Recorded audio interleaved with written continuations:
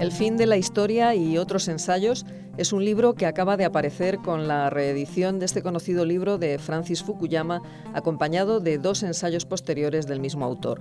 La selección de estos ensayos y la presentación de la obra han sido realizadas por el profesor de Filosofía de la UNED, Juan García Morán, que nos acompaña hoy en Sin Distancias.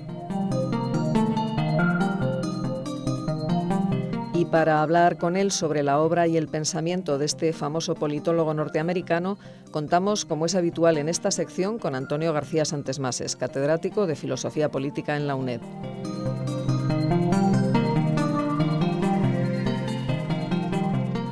Buenos días, tenemos hoy con nosotros al profesor Juan García Morán, profesor de Filosofía de la Historia en nuestra Facultad de Filosofía, y que acaba de editar un libro interesante, que es el libro de Francis Fukuyama, El fin de la historia y otros ensayos. Hola, gracias Antonio. Bueno, la verdad nada más propio para una asignatura como la filosofía de la historia plantear este asunto, es decir, porque no cabe duda que los que ya llevamos tantos años en estos programas de la Facultad de Filosofía le dedicamos mucho tiempo cuando esto ocurrió, cuando ocurrió el debate de Fukuyama, incluso hicimos cursos de verano y cursos de otoño sobre el fin de la historia, sobre las cosas de las que habla Juan García Morán en su prólogo, el libro de Hobsbawm de la historia del siglo XX, porque no cabe duda que había, como dice muy bien en el estudio introductorio Juan, había algo ahí expresado de una manera muy clara, muy contundente, muy brillante. Vamos a ver, ¿qué es lo que está pasando? Entonces, como dices tú muy bien, no se trataba solo de acumular hechos, sino de hacer un cierto principio de inteligibilidad.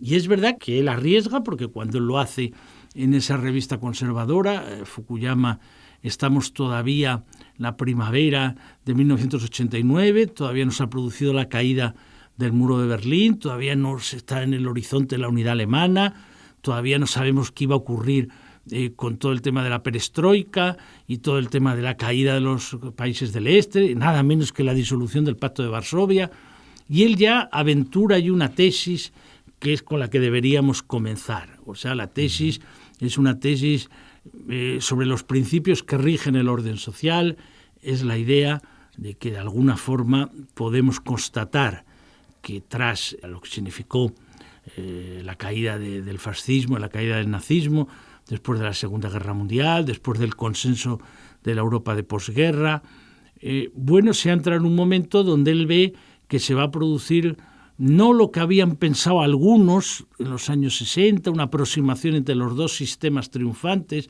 el sistema de los aliados y el sistema de los países del este, sino que se va a producir un triunfo de la democracia liberal capitalista sobre el régimen del marxismo-leninismo o del partido único, del comunismo o del socialismo real, tenía distintas denominaciones. Triunfo de la democracia liberal capitalista, de la economía de mercado y del sistema de las instituciones de la democracia liberal representativa. Y esto es un poco el esquema con el que él va a operar, y a partir de ahí surge un debate extraordinario entre los que consideran que acierta, los que consideran que se equivoca, los que dicen, pero ¿cómo puede este hombre decir que no va a volver a haber conflictos? ¿Cómo fue un poco el contexto donde se produjo aquello y el debate que tiene gran interés porque tú después incluyes no solo el texto del 89, un texto de 5 años después donde él responde a sus críticos y un texto del que también hablaremos del 2006, casi 15 y 16 años después. Sí, has expuesto muy correctamente el contexto, ¿no? El contexto en el que surge el muy brevísimo artículo de Fukuyama, que casi llama la atención que un articulito tan breve haya tenido un impacto tan considerable, ¿no? Y el contexto es el que acabas de describir, y yo creo que parte también del éxito de su artículo, éxito en el sentido del enorme debate que suscitó, ¿no? La gran controversia que suscitó, es que en efecto cuando sale el artículo meses antes de la caída del muro de Berlín, teniendo también en cuenta que un artículo pues también lo escribes unos meses antes de que aparezca publicado, ¿no? Pues tiene un carácter predictivo, o ha tenido un carácter predictivo enorme, ¿no? Yo creo que eso también coadyuva un poco al éxito de su artículo, ¿no? Y en efecto, porque un poco lo que ahí describe pues fueron acontecimientos que posteriormente acaban ocurriendo, ¿no? Y lo que en definitiva se salda en ese contexto histórico pues es el fin de la Guerra Fría, ¿no? Y el fin de la Guerra Fría pues acaba constatando el triunfo de una parte frente a otra, ¿no? Y yo creo que el manifiesto triunfal por este lado de la democracia liberal y del capitalismo, pues es un poco del que hace gala Fukuyama en su artículo, ¿no? Claro, por eso, frente al fin de las ideologías, que como bien has dicho, pues se veía que iban a confluir un poco ambos sistemas, llegar a una especie de ósmosis entre ambos. Ahora claramente Fukuyama declara el triunfo de una ideología y el fracaso, el derrumbe de otra ideología, no de un bloque frente a otro bloque, ¿no? Con una ideología triunfante, claro. La ideología triunfante es la de la democracia liberal, ¿no? Y luego, pues esto último que apuntas, que yo creo que ha dado lugar a la mayoría de los malentendidos con el artículo, ¿no? Y yo que me interesaba mucho hacer notar en mi introducción que, bueno, que este tema es un tema muy viejo, tiene una larga genealogía detrás que se remonta al propio Hegel, se remonta a Marx, el papel de Koyev que juega en esto, es decir, que estas cosas no salen así como así, sino que, bueno, tampoco hay por qué sorprenderse, porque a poco que uno esté en esa tradición y conozca un poco de esa tradición, pues es un viejo tema que aflora de nuevo, pues un poco por el contexto histórico que estamos viviendo, ¿no? Ni más ni menos, ¿no? Y que sus malentendidos han ido por el lado de confundir que el mundo poshistórico ha de ser a la vez ahistórico, ¿no? Para Fukuyama seguirá habiendo grandes conflictos, seguirá habiendo guerras, etcétera, etcétera. La historia no se acaba en el sentido de los acontecimientos empíricos, ¿eh? Yo creo que eso es una crítica, yo trato en algún momento, la califico de atolondrada, ¿no? Sí. Porque además es bastante evidente que no se trata de eso, ¿no? Lo que él insiste es que es un triunfo en el plano de la conciencia, en el plano de las ideas, es el triunfo de la idea occidental, es decir, está hablándonos en una clave muy hegeliana. El significado de la historia en ese sentido de, por decirlo en términos hegelianos, del espíritu, ¿no? De la idea, ¿no? Y la tesis es esa, es decir, si con lo que ha ocurrido y la tesis del fin de la historia es si la humanidad en ese sentido ideológico ya no evoluciona más allá, ¿no? Ya da por dado que la democracia liberal, por decirlo así, pues sería el mejor régimen, por decirlo en términos de Strauss, si es la mejor forma de gobierno, y eso pues no se discutiría, ¿no? Esa es un poco la tesis de Y ahí, Fukuyama, claro, ¿no? dices tú el término muy importante, occidental.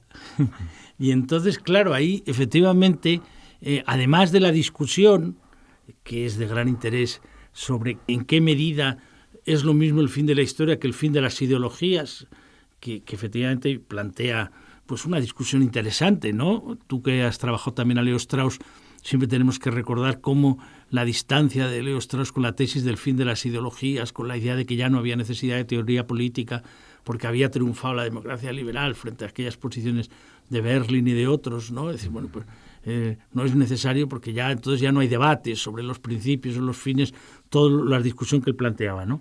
Pero efectivamente hubo también la otra tesis, la de la confluencia, que Raymond Aron en ocasiones trabajó bastante, ¿eh?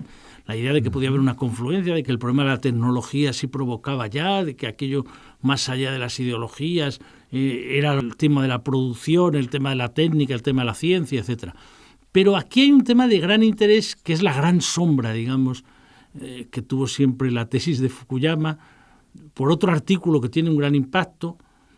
Es verdad que creo, no sé cómo lo verás tú, que tuvieron más impacto los dos artículos, tanto el fin de la historia como el que vamos a citar de Huntington, del choque de civilizaciones, que los libros donde lo argumentaban. Los libros, tanto el libro del fin de la historia del último hombre como el libro del choque de civilizaciones tenía como menos fuerza que el artículo.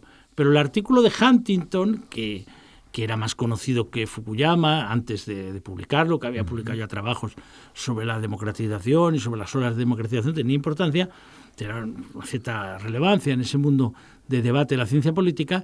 Él lo que viene a plantear es, no, lo que vamos es a un choque de civilizaciones. Y eso lleva a toda una discusión de primero definir de qué tipo de civilización, pero que de alguna forma, si queremos plantearlo de cómo funcionó en el debate político norteamericano, pues por lo menos hubo dos derivadas, hay más, pero por lo menos hubo dos. Una más interna, que él trata de argumentar en su libro posterior, quiénes somos nosotros, cuál es el modelo de vida norteamericano, qué significa ser blanco, anglosajón, protestante, qué problema tenemos no solo con los afroamericanos, sino con los hispanos, con el problema de la lengua, con el problema de nuestras tradiciones, pero otro que tuvo más impacto que el propio de la vida norteamericana, que es el contexto internacional, que es el contexto de decir, efectivamente, vamos a un choque entre esa civilización triunfante y los que están en contra de ese orden. Claro, no cabe la menor duda que después del 11 de septiembre del 2001, claro, eso, y después de lo que significó la irrupción del fundamentalismo, el terrorismo islámico y todo esto, claro, mucha gente dice, bueno, pues efectivamente ya el debate anterior, marxismo, leninismo, democracia liberal, era dentro de un paradigma, dentro de una tradición ilustrada, de dos derivas distintas, pero remitían a un cierto tronco de una cierta ilustración. Esto, sin embargo, remite a algo completamente distinto. Una civilización, y ahí es de todos esos debates que se han dado sobre el Islam, sobre la relación entre religión y política, el momento donde ya no se produjo la reforma, etcétera. Entonces, a partir de ese momento, se plantea entonces ese debate de qué significó Huntington, que además tenía más edad que Fukuyama. En ese debate que se produjo en los años posteriores a su artículo, ¿era complementario a Fukuyama? ¿Era contradictor de la tesis de Fukuyama? Hombre, yo diría que de mano entra en abierta contradicción con la tesis de Fukuyama. Esa es la primera impresión, ¿no? De un fin de la historia, porque ha triunfado un modelo de orden político, que es el orden democrático-liberal, y sin embargo, para Fukuyama, ese era un modelo universalizable, ¿no? Un modelo que habían fundadas esperanzas para pensar que era el modelo que a la larga, como él insistía, se acabaría imponiendo, por decirlo así, en el orden mundial, ¿no? Es verdad que él ahí no juega con fechas, él siempre dice que él no hace predicciones, suele decir, ¿no? No es un futurólogo, ¿no? Pero él trata de fundamentar una concepción de la historia, que por cierto, de clara raíz ilustrada, si me apuras, de raíz hegeliano-marxista, y que esa visión de la historia, por decirlo así en términos de los anales, de la longue durée, ¿no? Pues se encamina hacia un orden democrático-liberal universal, mundial, ¿no? Entonces, claro, en ese sentido, la tesis de Huntington de mano choca abiertamente con la de Fukuyama, ¿no? Frente a ese modelo, estamos en el modelo del choque de civilizaciones, y donde la civilización occidental es una, pues entre las 7 u 8 que cita Huntington, y donde Huntington además insiste en que, en este caso, la civilización occidental, pues se encamina a ese choque más furibundo, por decirlo así, pues con lo que es la civilización islámica, ¿no? En ese momento, en el orden de lo empírico, es decir, en el orden de los acontecimientos, ocurren, como acabas de decir, acontecimientos que parecen avalar la tesis de Huntington, ¿no? Entre ellos, de manera muy significativa, por supuesto, pues los ataques terroristas del 11 de septiembre y posteriormente, nunca me gusta olvidarlos, del 11 de marzo en Madrid, ¿no? Entonces, en ese sentido, se produce un claro choque, ¿no? Ambos proceden, ¿no? del conservadurismo norteamericano, ¿no? Huntington incluso creo que llegó a ser profesor también de Fukuyama, aunque no tuvo la influencia de otros conservadores como el propio Kristol o sobre todo Alan Bloom, ¿no? Porque Fukuyama fue alumno de Alan Bloom. Sin embargo, yo diría que la diferencia es que Fukuyama frente a Huntington es un autor, yo diría, más enraizado en una tradición ilustrada, en una vertiente ilustrada. Y si me apuras, que has hablado de, si es el modelo norteamericano, modelo europeo, me da la sensación de que es más europeísta, Fukuyama abiertamente más europeísta que el de Huntington, ¿no?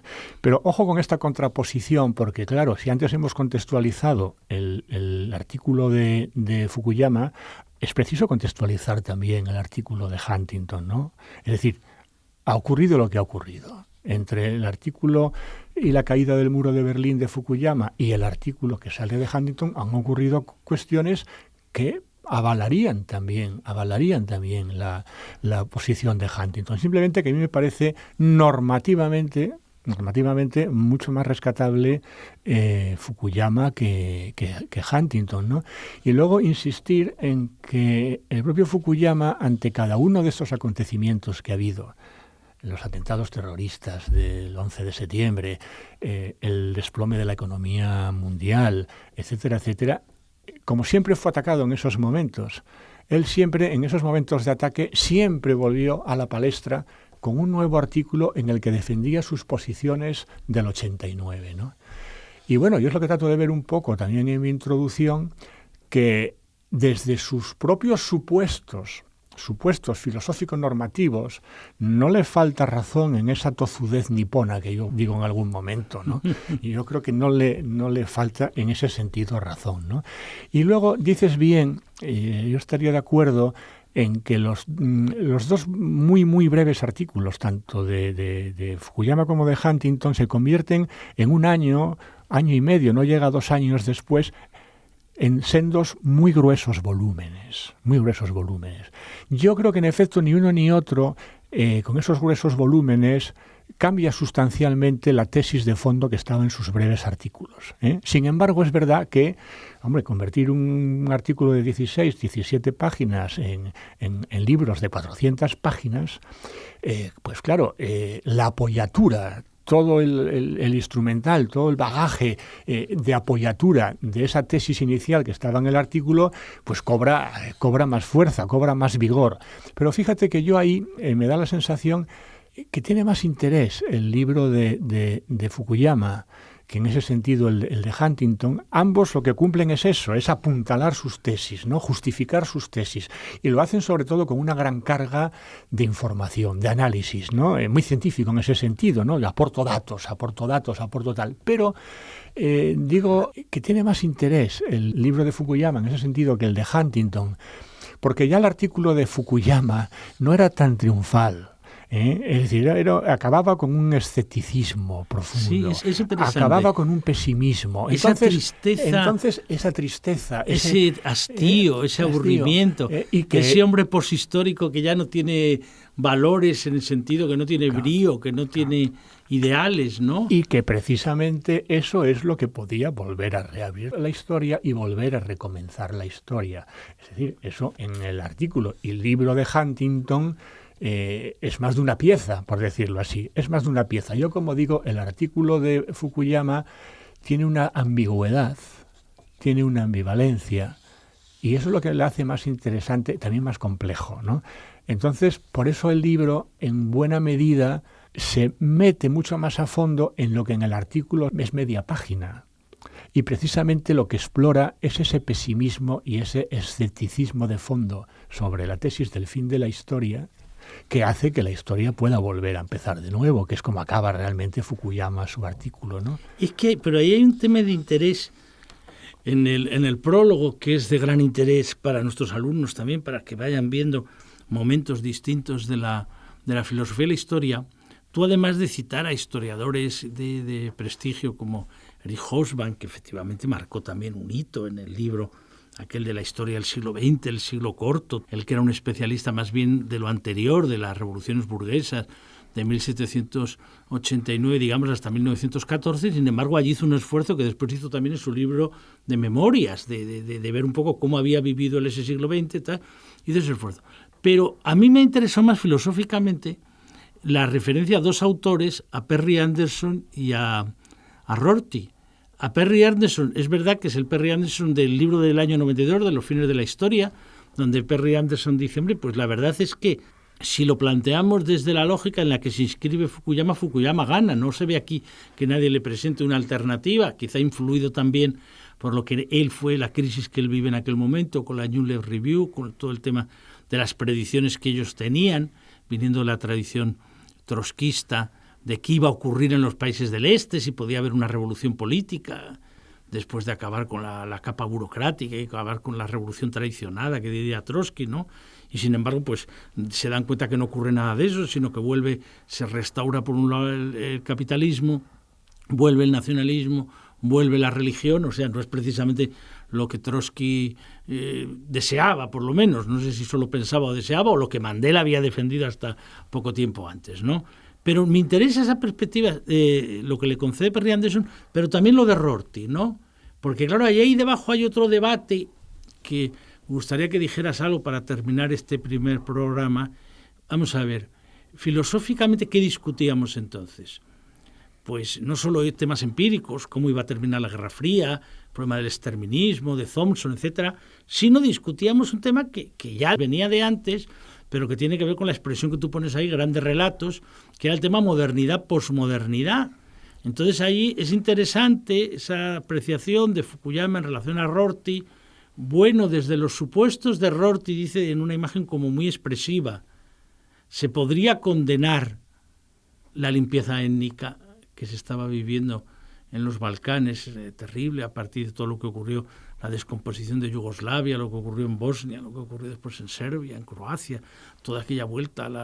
Entonces se podría, entonces ahí sí que me parece interesante, ¿no? Desde el punto de vista filosófico, quizá tiene que ver también con lo del tedio, con lo de la apatía, con lo de tal, que ya no hay grandes valores que sustentan, no hay grandes relatos, pero entonces, si hay esa instalación irónica en el presente, desde donde se sustentan los valores, incluso cuando aparecen crímenes tan execrables como los que se veían en lo que fue la limpieza étnica.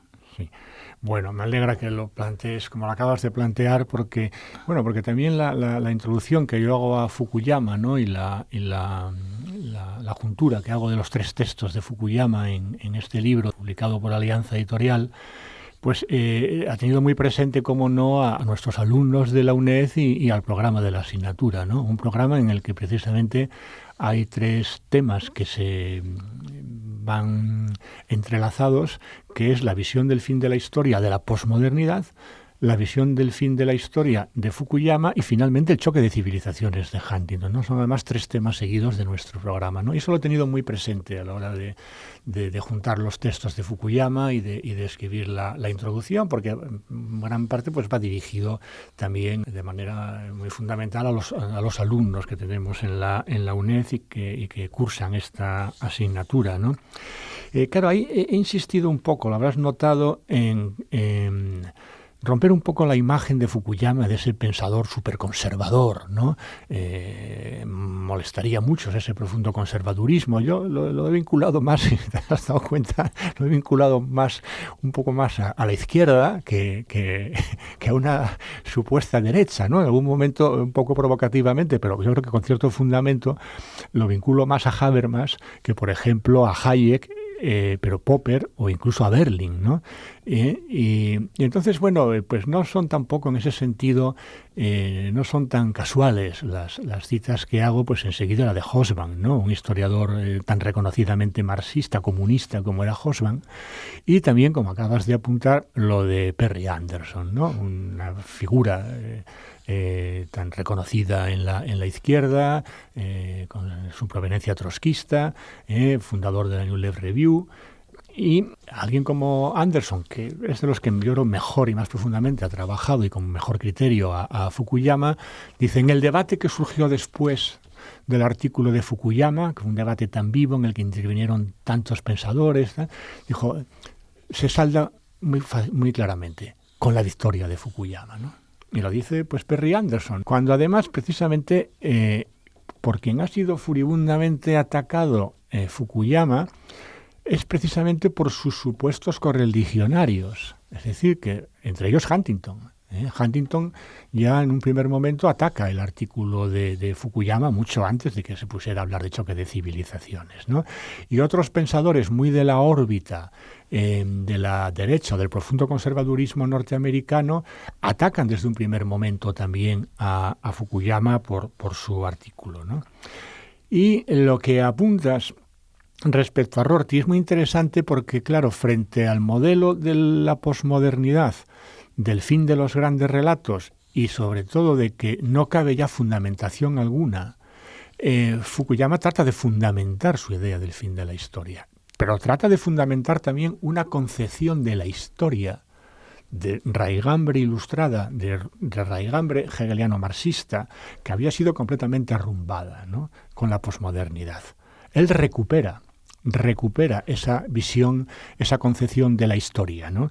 Y además la trata de fundamentar. Por eso una parte de mi introducción la llamo los fundamentos filosóficos del fin de la historia. Me pensé mucho lo de fundamentos, jugué supuestos, presupuestos, pero finalmente lo que me llevó a apostar fuertemente por lo de fundamentos en una época tan poco fundamentadora como la nuestra, es precisamente que en el texto del fin de la historia, 5 años después, es cuando interpela a Rorty. Y lo que ahí acusa a Rorty es precisamente de lo peligroso que es esa falta de fundamentación. Tomar como punto de partida que no se puede fundamentar nada. Y Fukuyama dice, filosóficamente tenemos que seguir fundamentando. Porque lo de Rorty puede estar muy bien, pero está muy bien dentro de un contexto muy específico. El de la Norteamérica liberal democrática, el de la Europa liberal democrática. Pero ¿qué ocurriría si ese contexto fuese el de la Alemania nazi? ¿Qué ocurriría? Además, en términos de Rorty, ¿qué nos permitiría oponernos a la limpieza étnica que está teniendo lugar en aquel entonces en Yugoslavia? Entonces ahí, frente a ese contextualismo muy fuerte de algunos posmodernos, vuelve a recuperar Fukuyama, rebrota en él una idea universalista, ¿no? El universalismo.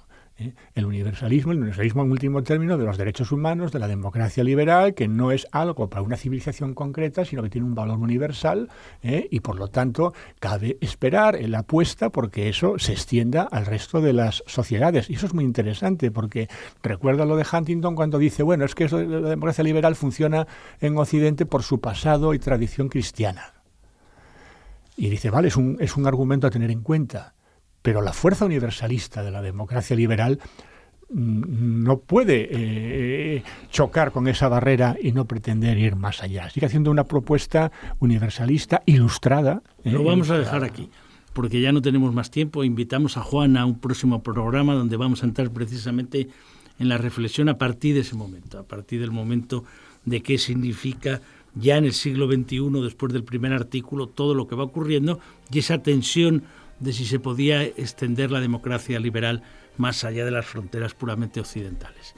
Nada más y muchas gracias. Muchas gracias.